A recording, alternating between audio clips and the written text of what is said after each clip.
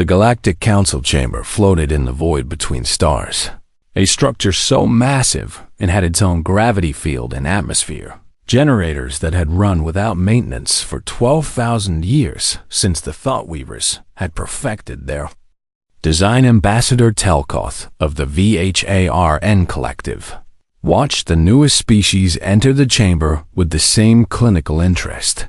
He had observed 473 other first contact presentations over his 2-century career in the diplomatic corps. Humans, they called themselves. They walked on 2 legs like many species did, had bilateral symmetry like most, and showed the standard signs of evolved predator biology that the Council had documented in roughly 40% of spacefaring civilizations. Nothing special then. Nothing remarkable. The lead human diplomat was named Sarah Chun, according to the translation matrix, and she carried herself with what Telkoth recognized as carefully controlled nervousness. "Honorable Council members," Sarah began, her voice steady despite the chemical markers of stress her body released into the chamber's atmosphere. "Humanity, thanks you for this opportunity to join galactic civilization, and we hope to contribute meaningfully to the peace and prosperity you have maintained for so long." Telkoth allowed himself a small gesture of approval with his tertiary manipulator. Limbs. The speech was appropriate, humble, correctly formatted. The Council had heard variations of it 473 times before. What came next was the critical part, though. The assessment and assignment that would determine humanity's role in the vast machine of galactic society. High Coordinator Veshinol of the Thoughtweavers Collective initiated the standard evaluation protocols with a pulse of crystalline thought energy that every species present could interpret through their translation implants.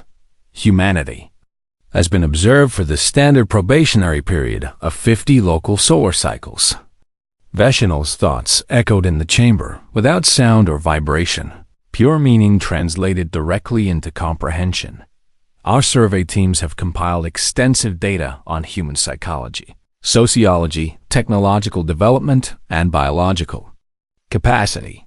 Sarah nodded, and Telkoth noticed she did not ask to review the data. Herself, most species did not on their first appearance before the Council. They were too eager to please, too desperate to be accepted, too afraid of being rejected and left alone in the vast darkness between stars.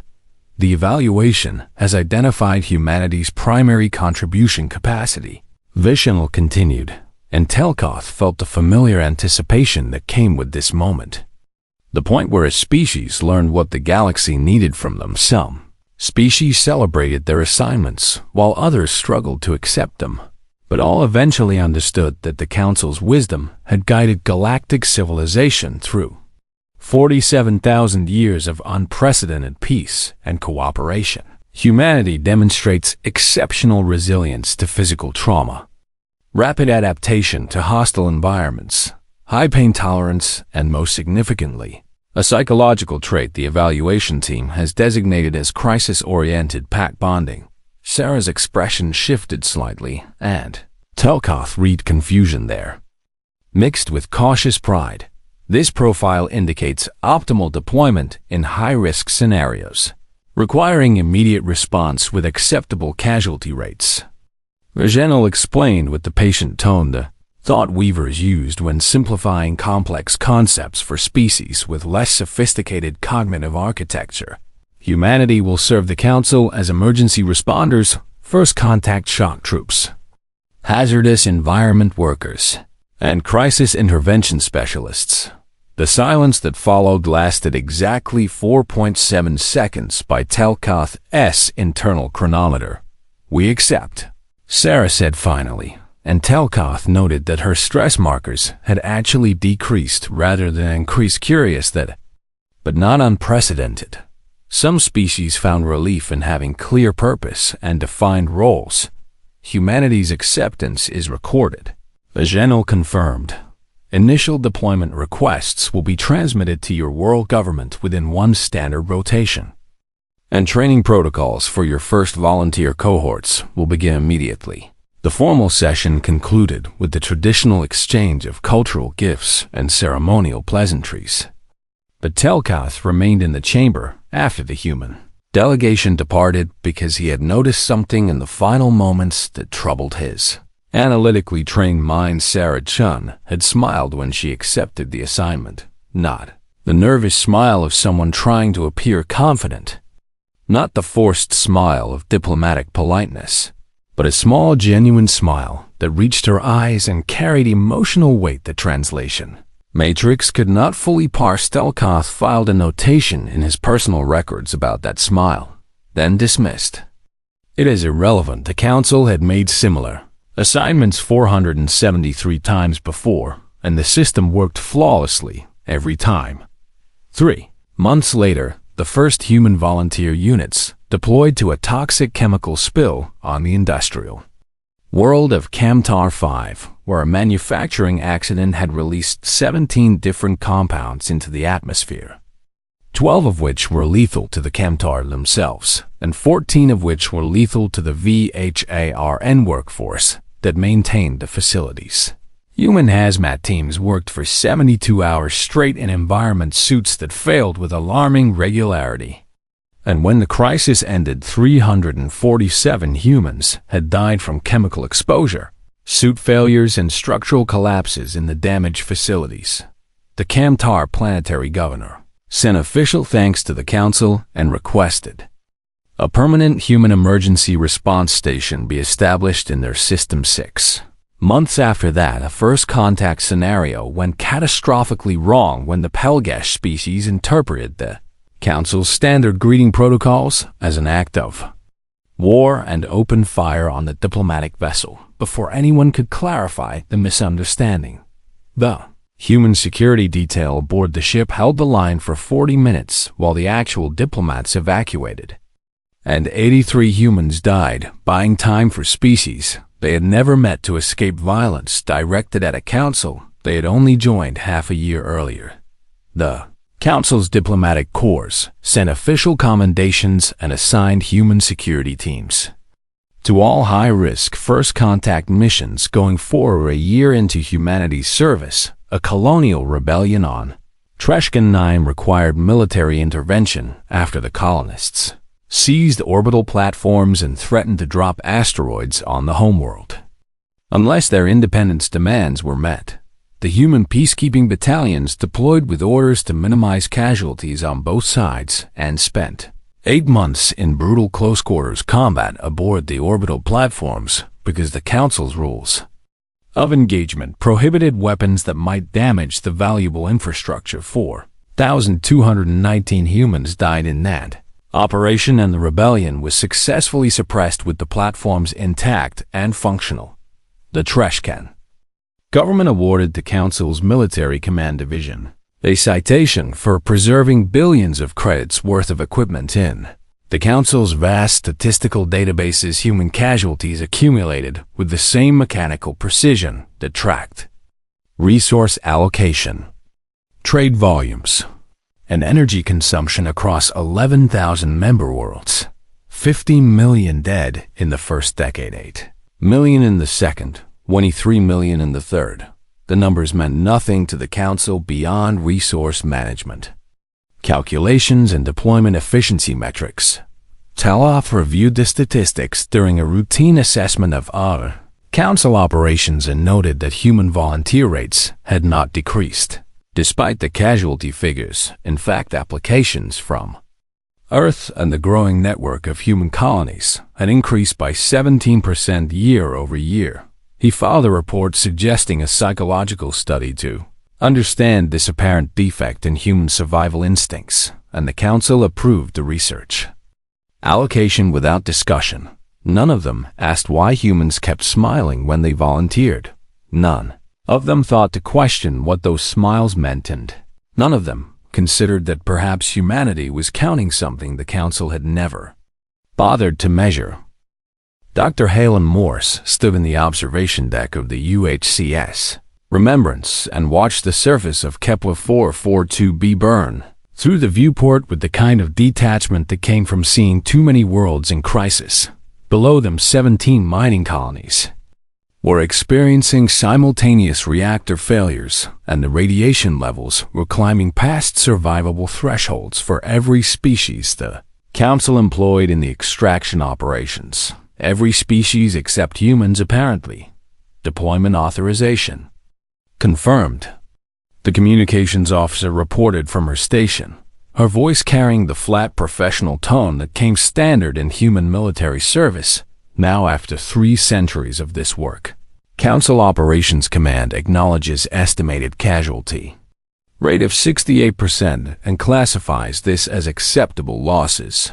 Given infrastructure value, Halen did not react to the numbers because reaction required emotional energy, and he had learned long ago to conserve that particular resource. The 68% estimate meant that of the 5,000 human emergency response specialists currently suiting up in the deployment bays below, approximately 3,400 would not return alive. The transport ships would bring back bodies when they could recover them and statistical reports when they could not. Begin deployment sequence, Halen ordered, and watched the first wave of dropships separate from the Remembrance's docking arrays like seeds falling from a dying tree. The Council had not asked for human volunteers this time. They had not needed to ask for the past 200 years. Humanity simply showed up wherever. The Council needed bodies to throw at problems too dangerous for species that apparently valued their own survival more appropriately than humans did. Vicharn had published a paper about it 60 years ago. A sprawling academic work that analyzed 3 centuries of human behavior and Council service with the kind of detached fascination usually reserved for studying primitive tool use in pre-spaceflight civilizations. Halen had read it during his mandatory psychological evaluation before taking command of the Remembrance. The Vicharn researchers had concluded that humans possessed a catastrophically defective survival instinct combined with pack bonding behaviors so extreme they would sacrifice themselves for complete strangers without apparent hesitation or rational cost-benefit analysis. The paper had won awards in 6 different academic institutions. The Council had used its findings to optimize human deployment strategies. To identify the exact threshold where adding basic safety equipment became more expensive than simply accepting higher casualty rates and recruiting new volunteers. Halen thought about that paper every time he watched dropships fall toward another crisis. The researchers had measured everything they could quantify about human psychology and biology and behavior. They had built elaborate models of human decision-making processes. They had consulted with experts from 17 different species to verify their conclusions, but they had never asked a single human why they kept volunteering. They had never thought to inquire what motivated a species to die in millions for a galactic civilization that treated them as a renewable resource. The dropships disappeared into Kepler 442b's atmosphere, and Halen turned away from the viewport because watching would not change anything, and he had reports to file. The Council required detailed documentation of every operation, and Halen had developed a template over his 15 years in command that made the process almost automatic. Mission parameters, deployment numbers, estimated casualties, actual casualties, efficiency metrics, lessons learned, recommendations for future operations. He had written the same basic report 473 times with only minor variations in the specific details. On his desk beside the report template sat a small holographic projector that displayed a slowly rotating image of the Remembrance Wall in New Geneva on Earth. The wall had been started 250 years ago as a small memorial for the first major human casualties in Council service, but it had grown over the centuries into something vast and terrible. Now it stretched for 17 kilometers through the heart of humanity's diplomatic capital, and every centimeter of its dark surface was covered in names. Halen's grandfather was on that wall. His sister was on that wall. In 6 months, when the final casualty reports came back from Kepler 442b, Another 3,400 names would be added to sections that had been left blank in anticipation of this operation. And dozens of others like it. The Council did not maintain memorials for human casualties. They kept statistical databases and efficiency reports. The numbers went into spreadsheets that optimized resource allocation and deployment scheduling. 15 million in the first decade, 8 million in the second, 23 million in the third, 31 million in the fourth. Numbers had continued growing with mechanical precision, and the Council had continued not caring with equally mechanical indifference. Halen opened the communication channel to Earth and recorded his daily report to Central Command with the same words he had used for the past 4,327 days. Mission deployment successful. Casualties estimated within acceptable parameters. Advise families to prepare for notification in 72 hours. Central Command acknowledged with a brief confirmation tone, and Halen closed the channel. Somewhere on Earth right now, families were preparing for news they had been preparing for since their loved ones volunteered. Somewhere memorial services were being planned for people who were currently still alive, but would not be in 3 days. Somewhere children were learning the numbers that Halen and every human in Council service had memorized before their 10th birthday. 127 years since first contact. 43 million dead in Council service. The numbers were taught in schools alongside mathematics and history. They were recited at memorial ceremonies. They were carved into the remembrance walls that now stood on every human world and colony. The Council had published studies about this behavior too. They found it curious that humans maintained such detailed records of their casualties when the information served no apparent practical purpose. The researchers theorized it was a primitive cultural practice related to ancestor worship or religious ritual. They recommended the Council tolerate. It is harmless eccentricity. None of them understood what the walls actually meant. None of them recognized what humanity was building with each name they carved into stone. 2 weeks after the Kepler 4 Subi operation, the casualty reports came back, and Halen filed them with the Council and with Central Command simultaneously. 3,647 dead.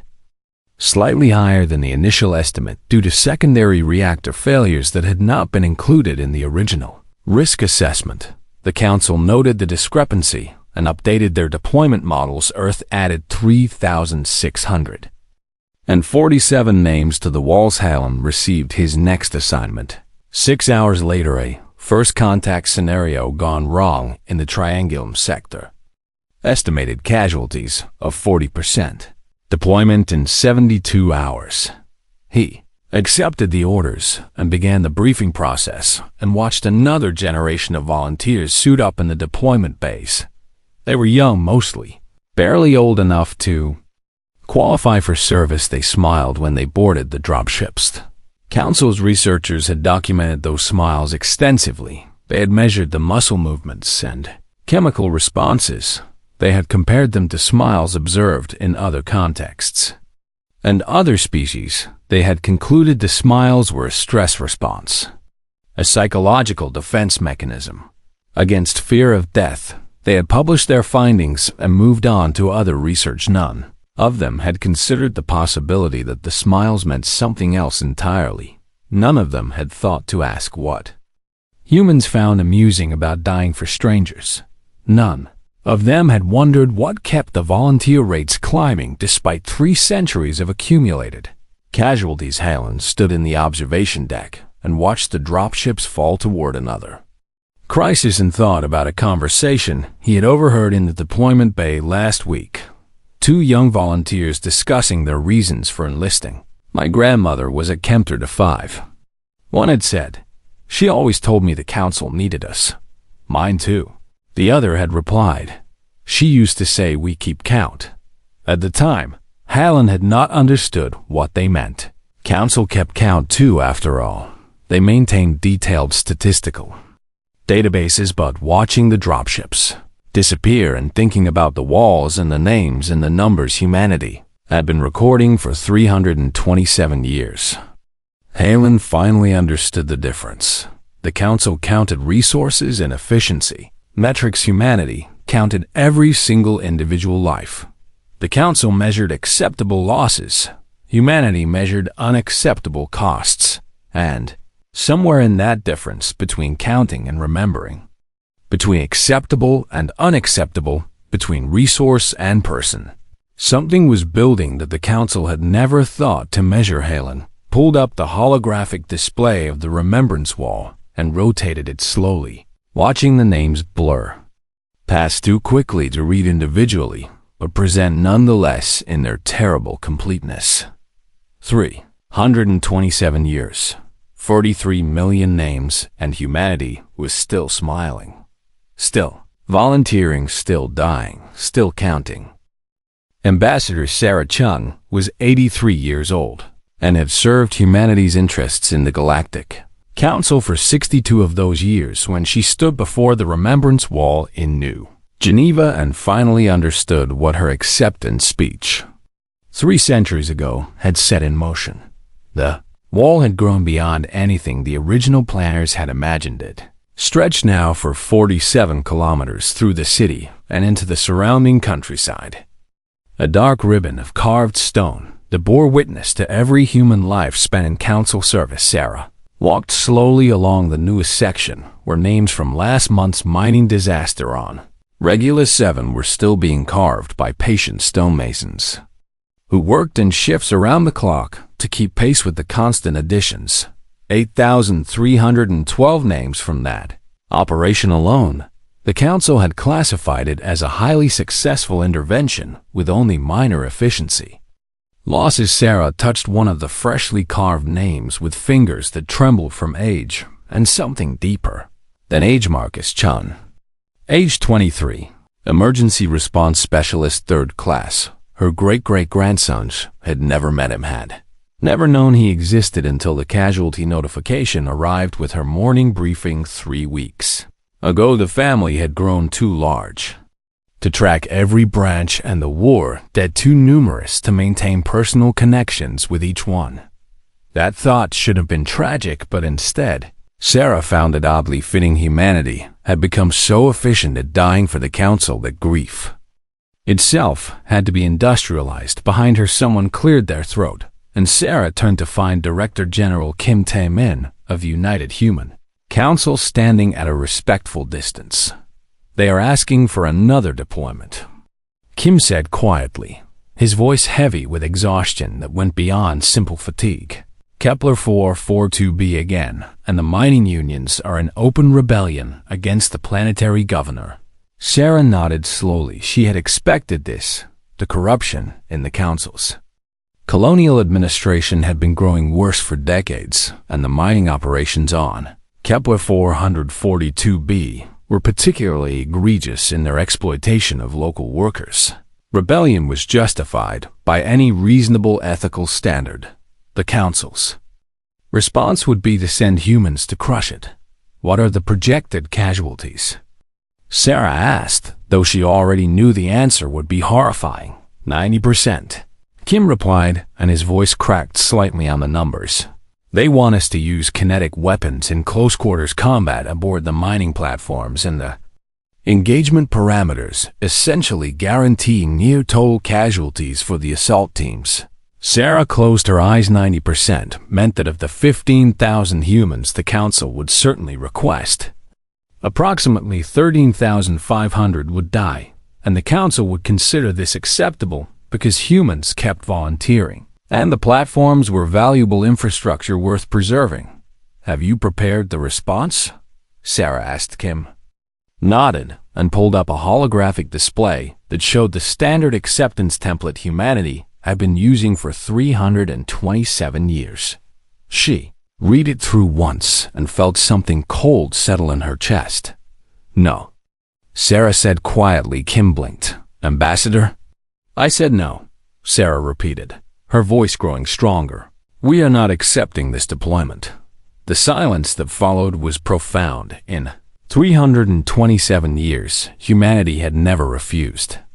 A council deployment order never questioned an assignment, never declined to volunteer their people for whatever dangerous task the galaxy required. Sarah. Kim began carefully, using her first name despite their professional relationship.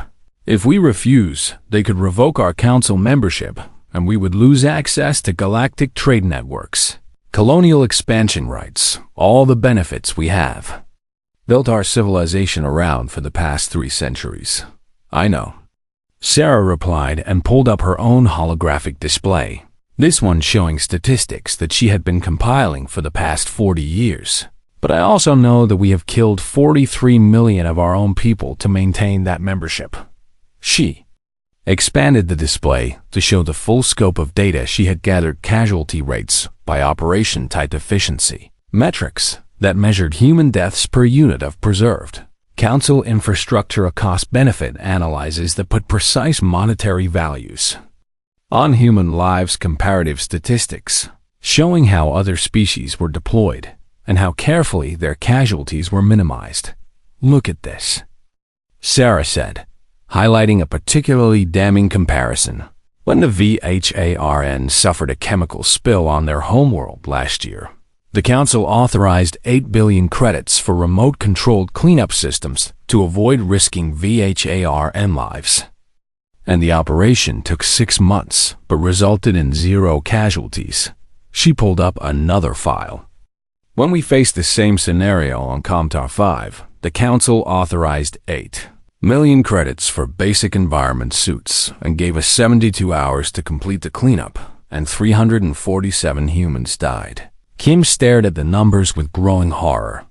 They value VHARN lives at 1,000 times the value they place on human lives. More, Sarah corrected grimly, because they are willing to spend essentially unlimited resources to protect VHARN workers, and they optimize our deployments, specifically to minimize equipment costs while accepting maximum human casualties. She closed the files and looked back at the wall. We have been counting our dead for 327 years, and the Council has never once asked why. And I think I finally understand what we have been building here. What? Kim asked quietly. A bill, Sarah replied. We have been keeping a precise accounting of exactly what our membership and galactic civilization has cost us, and now the Council wants to add another 13,500 names to that ledger for the crime of asking U.S. to kill workers whose only offense was demanding fair treatment. She turned to face Kim directly. I am the original ambassador who accepted humanity's role in Council service, and I am using my authority under the founding charter to reverse that acceptance effective. Immediately, Kim's eyes widened. You want to withdraw from the Council entirely. I want to stop counting our dead, Sarah said simply. And the only way to do that is to stop volunteering them. They stood in silence for a long moment while Kim processed the implications. This will cause chaos. He finally said, there are 12 billion humans in Council space, performing essential services across 11,000 worlds. And if we pull them all out simultaneously, the infrastructure failures will be catastrophic. Yes, Sarah agreed.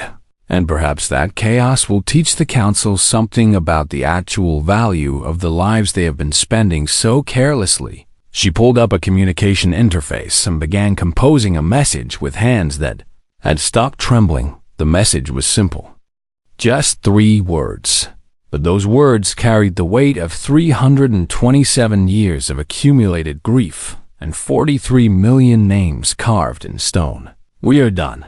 Kim read the message and then read it again. You are really going to do this. We are really going to do this, Sarah corrected. This cannot be my decision alone, and I need the full Council backing. You will have it, Kim said with sudden certainty. I have been waiting for someone to say this for 50 years. Sarah nodded and added recipients to the message. Every human government representative, every colony administrator, every ship captain, every station commander, every single human in Council space would receive this message simultaneously. before we send it. Kim said quietly, I need to ask, and I need you to be honest. And do you think this will work? And will the council let us leave peacefully? Sarah considered the question carefully. I think the council has spent 327 years fundamentally misunderstanding what humanity's smiles meant when we volunteered. What did they mean? Kim asked. They meant we were counting, Sarah replied. And we were waiting, and we were building something the council never thought to measure. She gestured to the wall. They thought this was ancestor worship or primitive ritual, and they never understood it was an accounting ledger, and every name is a debt they owe us, and today we are calling that debt due. By leaving, Kim said. By stopping, Sarah corrected.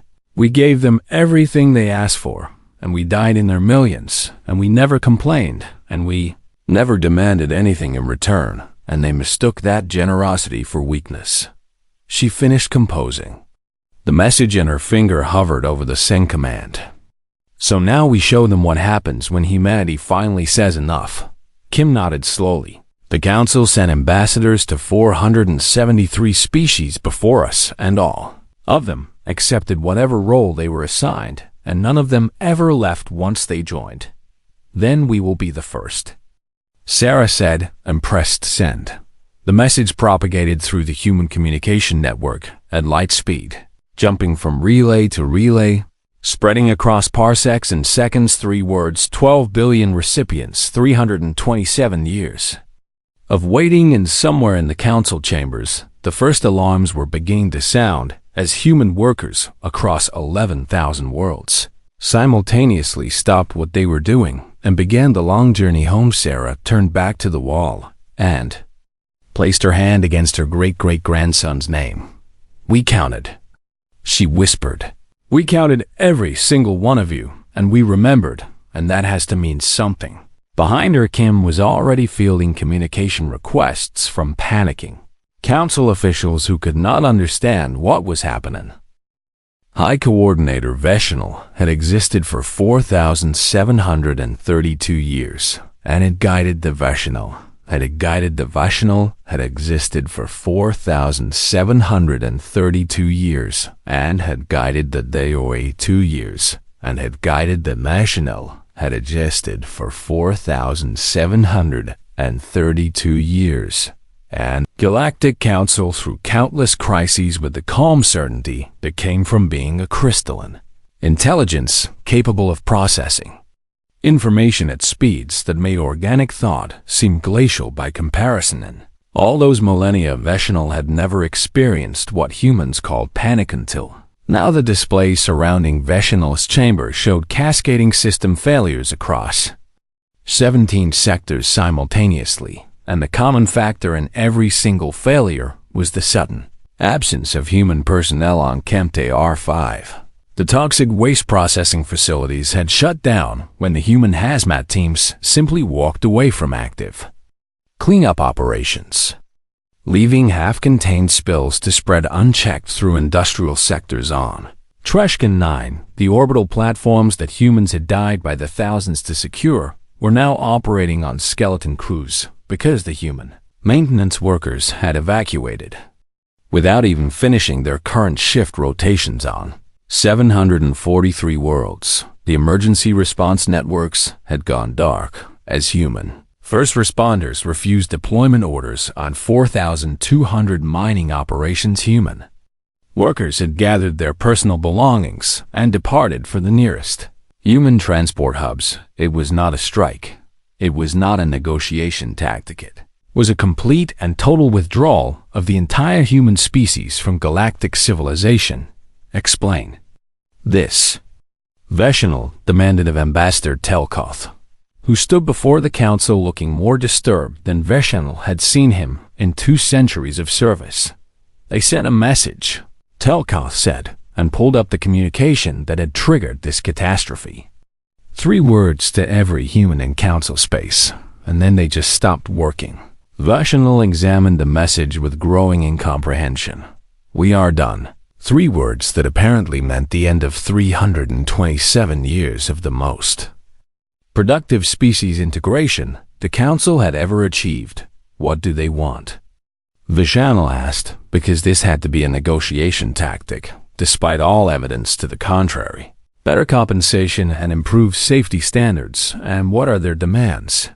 They have made no demands, Telkoth replied, and his stress markers were elevated to levels that would be concerning in a species less stable than the VHARN. Every attempt to contact human leadership has been met with the same response, and they say they are going home. Home, Veshinal repeated, testing the concept for meaning. Earth and the 89 human colony worlds. Telkoth clarified. They are evacuating every human from Council space in what are logistics. Analysts are calling the largest peaceful migration in galactic history. Vishal processed this information through multiple analytical frameworks and found it incomprehensible. From every angle, humanity was abandoning access to galactic trade networks worth trillions of credits. They were surrendering colonial expansion rights to resource-rich systems. They were walking away from the protection of Council military forces. They were giving up everything species typically killed for in pre-Council civilizations. This is not rational behavior. Veshinal stated. Contact their leadership again and offer concessions, and we can improve their compensation packages and implement better safety protocols and assign them less dangerous roles. Telkoth made a gesture of deep uncertainty. I have tried that approach 12 times in the past 6 hours, and the human response is always the same. He pulled up a recording of his most recent conversation with Director General Kim Tae-min.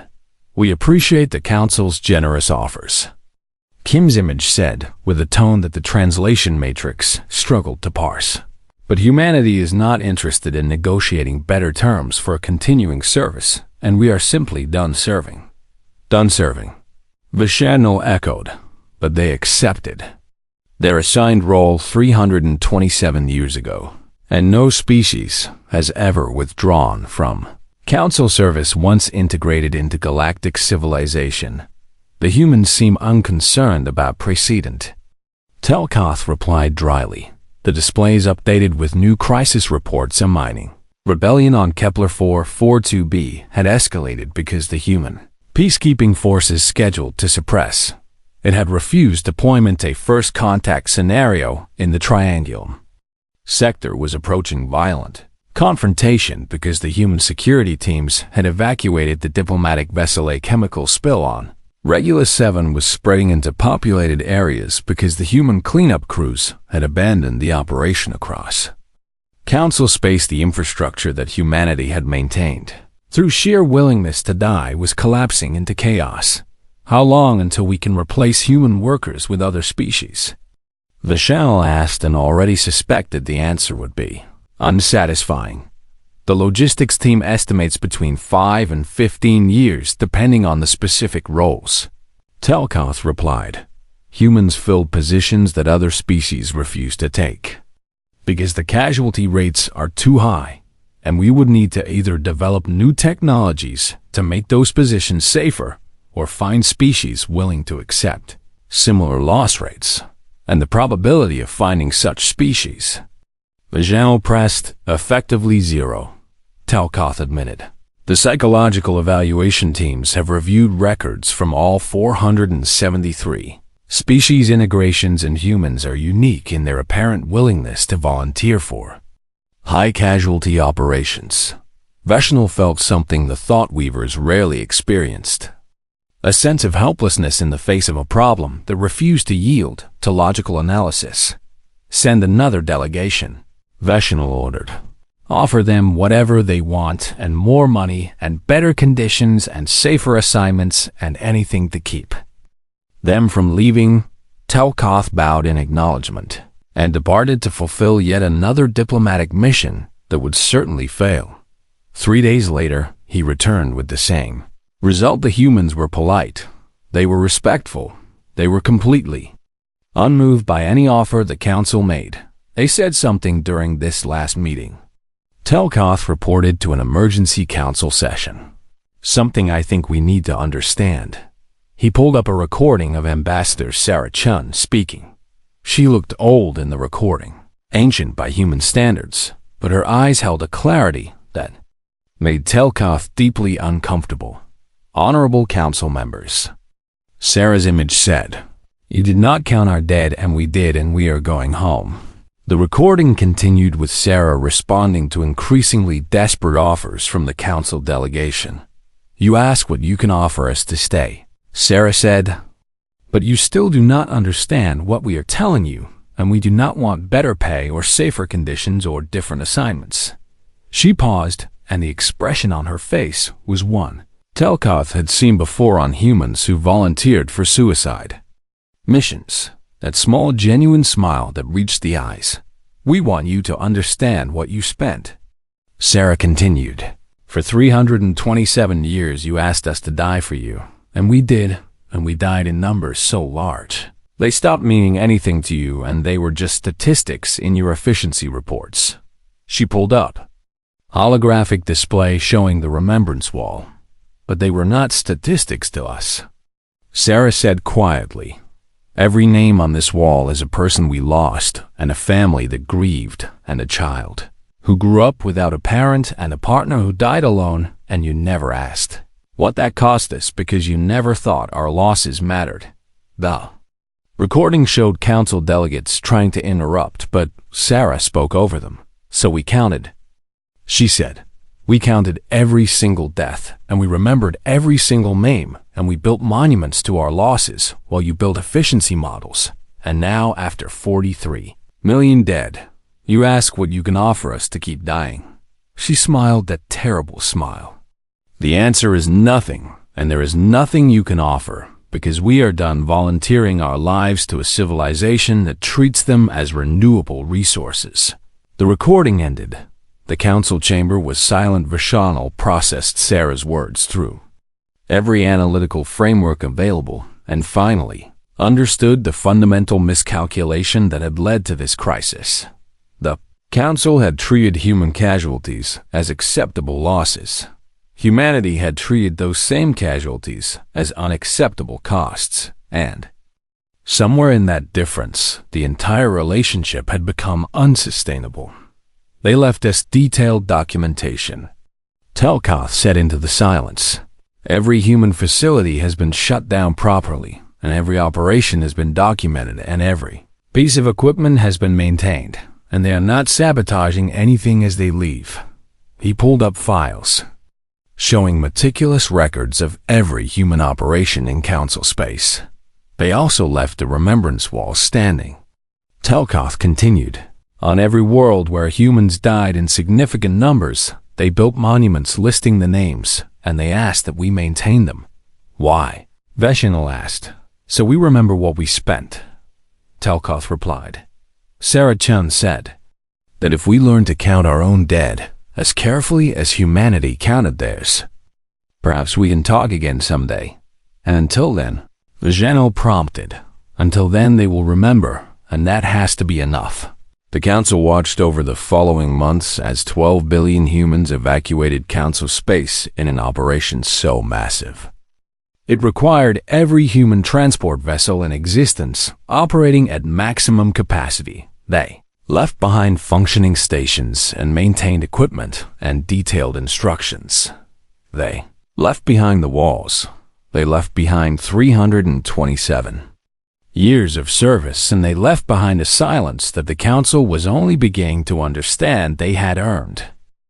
The Galactic Council building on former station Europa 3 had stood empty for 47 years when Ambassador Telkoth visited it for the last time before the structure was scheduled for demolition. The station had been humanity's headquarters during their 3 centuries of council service, and the council had maintained it after the withdrawal as a gesture of goodwill that humanity had politely but firmly declined to acknowledge. Now, the decision had been made to reclaim the valuable real estate and convert it into a logistics hub for the new emergency response systems the council had developed to replace the humans who no longer answered their call. Steketh walked through corridors that still bore signs in human languages.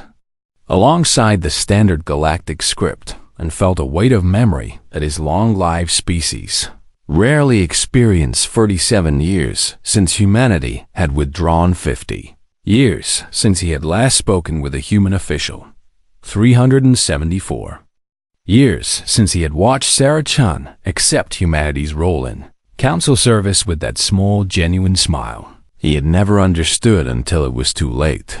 Galaxy had adapted to humanity's absence the way water adapts to a missing stone, flowing around the empty space and eventually filling it with new solutions.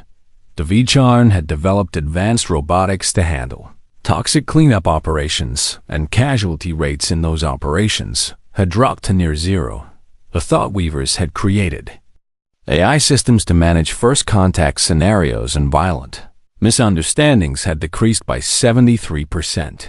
The Keln had pioneered new conflict resolution techniques, and rebellions were now resolved through negotiation rather than military intervention. In 82% of cases, the Council had become more careful with lives because it no longer had access to a species willing to spend them carelessly. That should have been a triumph. Instead, it felt like a lesson learned too late. At too high a cost, Elkoth entered what had been the main operations center and found the space exactly as humans had left it. Workstations, arranged in efficient clusters. Display screens dark, but still functional, and along one entire wall the thing that had finally made the Council understand what they had been doing for 327 years. The Europa 3 Remembrance Wall. This wall was smaller than the massive monument on Earth, but it was also more pointed in its message. Listed only the names of humans who had died within 100 light-years of this station, and it included a feature. The Earth wall did not have each name was accompanied by a brief description of how they had died and what Council operation had killed them. Tolkoth read entries at random. Lieutenant Marcus Webb, age 27, died from toxic exposure during Contar 5 cleanup when his environment suit failed after the Council rejected the upgraded equipment request to save costs. Sergeant Lisa O'Brien, age 34, died holding evacuation corridor during Pelgesh first contact incident and bought time for 17 Council diplomats to reach escape pods. Specialist Chen Zhao, age 22, died in reactor breach on Regulus 7 mining platform during operation the Council classified as acceptable risk despite 90% projected casualty rate. 43 million names spread across walls throughout what had been Council space. 33 million individuals reduced to statistics in Council efficiency reports. 43 million people that humanity had counted while the Council had Nalkoth stood before the wall for a long time and thought about the report he would file recommending the wall be preserved even as the rest of the station was demolished. The Council would approve it. They approved all such recommendations. Now the walls had become uncomfortable reminders of what the galaxy had lost. Wade took humanity's service for granted. Behind him someone cleared their throat, and Telkoth turned to find an unexpected visitor director. General Kim Tae-min had aged considerably in the 50 years since the withdrawal, but his eyes held the same exhaustion Telkoth remembered from their last meeting. "Ambassador," Kim said with a polite nod. "I hope I am not intruding." "Not at all," Telkoth replied, surprised by how much relief he felt at seeing a human again. "I did not know you were in Council space." "I am not technically," Kim said with a slight smile. "This station is in neutral territory, now under the terms of the withdrawal agreement, and I am here on personal business." He gestured to the wall. "I wanted to see it one last time before you tear down the building."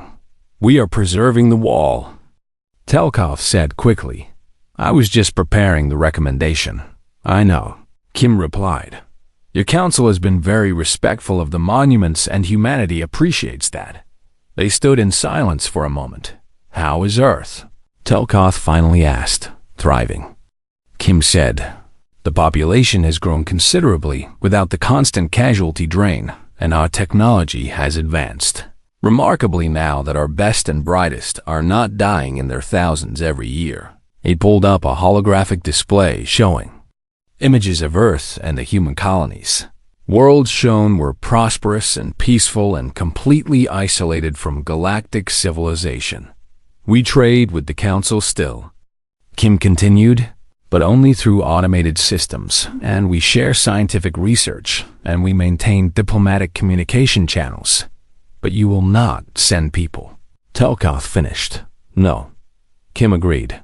We will not send people because the Council has not yet learned what we tried to teach you. And what was that?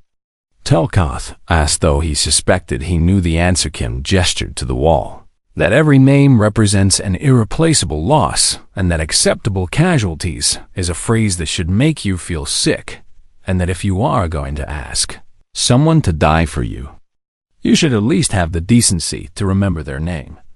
Telkoth felt something the VHARN rarely experienced. Shame. The Council has changed, he said quietly. We have new safety protocols and better training, and we treat casualties as tragedies rather than statistics now. I know, Kim said. We have been watching, and we are pleased to see the improvements. Then why will you not return? Telkoth asked. The galaxy needs humanity, and not for your willingness to die, but for your perspective and your resilience and the lessons you taught us. Kim smiled that same small, genuine smile that Sarah Chun had shown 374 years ago, because the Council still does not understand what those smiles meant. He said, Tell me, Telkoth requested. I have wondered for centuries. We were counting, Kim said simply. Every time a human volunteered, and every time they smiled before deployment, and they were saying, I am adding my name to the bill, and someday humanity will collect what you owe us. He touched the wall gently. 327 years of counting, and 43 million names, and when we finally said enough, the Council was shocked, because you thought our service meant we were weak. And it did not, Telkoth said. It meant we were patient. Kim corrected. It meant we understood the value of being needed, and it meant we were building something you never thought to measure. What? Telkoth asked. A demonstration, Kim replied. We showed you what your civilization looked like when you had access to a species willing to die for you, and then we showed you what it looked like when you did not, and the difference taught you more about the value of life than any speech or negotiation ever could. Telkoth processed this and felt the weight of understanding. You withdrew not as revenge but as education. We withdrew because we were done dying, Kim said. But yes, and if the Council learned something from our absence, then those 43 million deaths purchased something more valuable than infrastructure, preservation, or rebellion suppression. What did they purchase? Telkoth asked. A galaxy that treats casualties as unacceptable, Kim said. A civilization that has learned to value life because it can no longer take that life for granted, and a future where perhaps someday our children will not need to count the cost of belonging. He turned to leave, then paused at the doorway. The Council asked what we wanted in exchange for returning, Kim said. And the answer is still nothing, because we do not want you to need us, and we want you to have become the kind of civilization that would never ask what you asked of us. And when you believe we have become that civilization, Telkoth asked, will you return then? Perhaps, Kim said, but it will not be in my lifetime, and probably not in my children's lifetime. And we are still counting, and we are still remembering, and that has to be enough until you learn to count and remember the same way. He left, and Telkoth stood alone in the operations center with 43 million names watching him from the wall over. The following weeks, the station was demolished around the wall, which remained standing as a monument and reminder. Council had adapted to humanity's absence. They had developed new technologies and new protocols. They had learned to value life more carefully, but they had not learned to count their own dead with the precision humanity had demanded, and so the silence Continued humanity thrived behind their closed borders. Galaxy functioned without them, and the remembrance walls stood as testament to a price paid and a lesson taught and a question asked that the Council was still learning how to answer. Ambassador Telkoth filed his final report before retiring from diplomatic service at the unprecedented age of 473 years. The report was simple.